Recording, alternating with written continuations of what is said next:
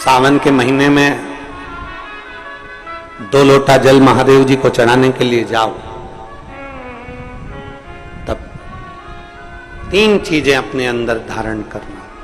पहले नंबर का तो 2 लोटा जल जब घर से लेकर जाओ तो जरूरी नहीं कि दोनों हाथों में लेकर जाओ, एक लोटे के ऊपर दूसरा लोटा रखकर दूसरा हाथ से अगर कोई काम हो, पल्लू लेना हो या कोई कार्य हो तो कर सकते हो।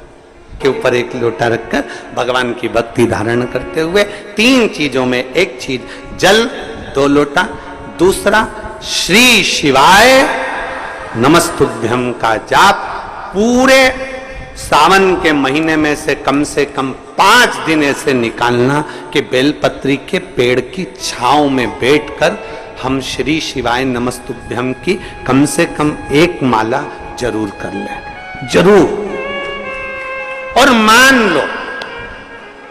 मान लो अगर बेलपत्री का पेड़ नहीं मिले, तुम्हारे आसपास में नहीं मिले, तो फिर एक काम करना, शंकर जी के मंदिर की बेलपत्र मिली जाए, उसको सिर पे, हमारे यहाँ कहते हैं आंवले के वृक्ष का जब आंवला नोमी आती है ना, तो आंवला नोमी आती है और आंवले के पेड़ के नीचे जाकर भोजन नहीं कर सकते, आंवले के वृक्ष के नीचे नहीं जा सकते, तो आंवले के वृक्ष की पत्ती को सिर पे रख के भोजन कर लो, तो कहते हैं कि हजारों अश्वमेध यज्ञ के पुण्य के बराबर, भंडारे के बराबर भोजन प्राप्त हो जाता है।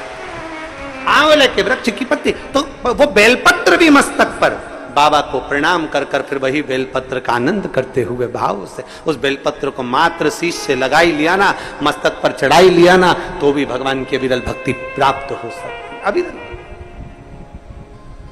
और मान लो बेलपत्र भी ना मिले तो बेलपत्री के वृक्ष की थोड़ी सी मिट्टी अपने मस्तिष्क पर लगाकर मस्तक पर चढ़ाकर भी हम जाप कर सकते हैं। बेलपत्र के वृक्ष की मिट्टी का भी चंदन हम लगा सकते। चंदन हमने एक बार पहले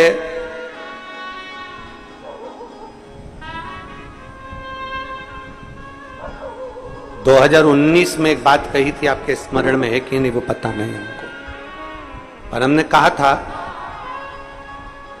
कि मान लो यदि कोई बहुत ज्यादा कार्य अटक रहा हो, बहुत ज्यादा कार्य अगर अड़ रहा हो, तो बेलपत्री के वृक्ष के नीचे की मिट्टी का भी अगर तिलक रोज लगाकर आप अपने कार्य के प्रति जाओगे तो 15 या 20 दिन में या 1 महीने में वो कार्य पूर्ण होता ही है। बेलपत्री के वृक्ष की मिट्टी चंदन के बराबर, चंदन। 3 कार्य में से एक कार्य बाबा को 2 लोटा जल, दूसरा कार्य बेलपत्री के वृक्ष के नीचे बैठकर भगवान शिव की मंत्र जाप करना, और तीसरा कार्य सावन के महीने में प्रयास करना कि एक वृक्ष बेलपत्री का जरूर लगाना जो वृक्ष बढ़ सके और आने वाली पीढ़ी के लिए आनंद करे। बेलपत्र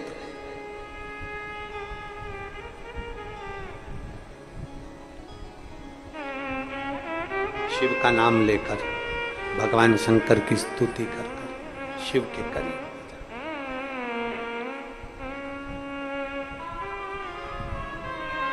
शिव को समर्पित कर,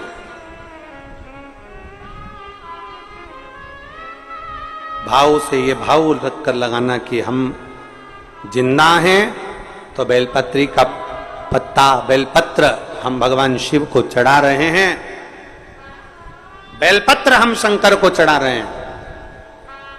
जब हम नहीं रहेंगे तब वो बेलपत्र का पौधा जब बड़ा हो जाएगा तो उस बेलपत्र को कोई शिव पर चढ़ाएगा।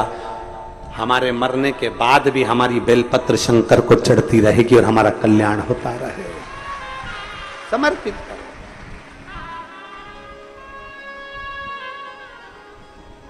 बाबा को समर्पित कर। 3 चीजें, एक सावन के महीने में 2 लोटा, जम के बोलो जरा, जल, सारी समस्या का हल। दूसरा बेलपत्र के वृक्ष के नीचे श्री शिवाय नमस्तुभ्यम या पंचाक्षर मंत्र नमः शिवाय या षडाक्षर मंत्र ओम नमः शिवाय। परंतु पुरुष और स्त्री दोनों पंचाक्षर और षडाक्षर मंत्र को जरा समझना। अगर पुरुष नमः शिवाय ओम नमः शिवाय मंत्र का जाप कर रहा है तो पुरुष सीधे चालू करेगा षडाक्षर मंत्र से ओम नमः शिवाय ओम नमः शिवाय। पर स्त्री जब भी मंत्र का जाप करेगी तो पंचाक्षर से चालू कर कर षडाक्षर पर पहुंचेगी। कहां से चालू करेगी? हमने पहले भी कथा में बताया। कहां से? जम के बोलिए जरा। नमः शिवाय, फिर बाद में षडाक्षर पर आएगी ओम नमः शिवाय।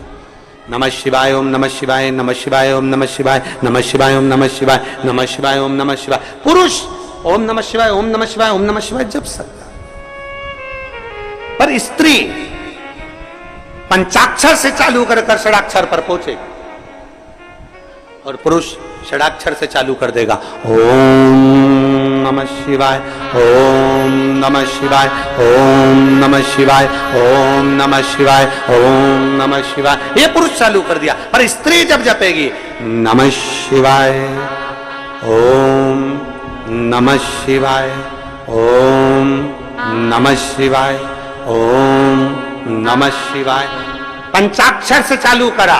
कहां से चालू करा है?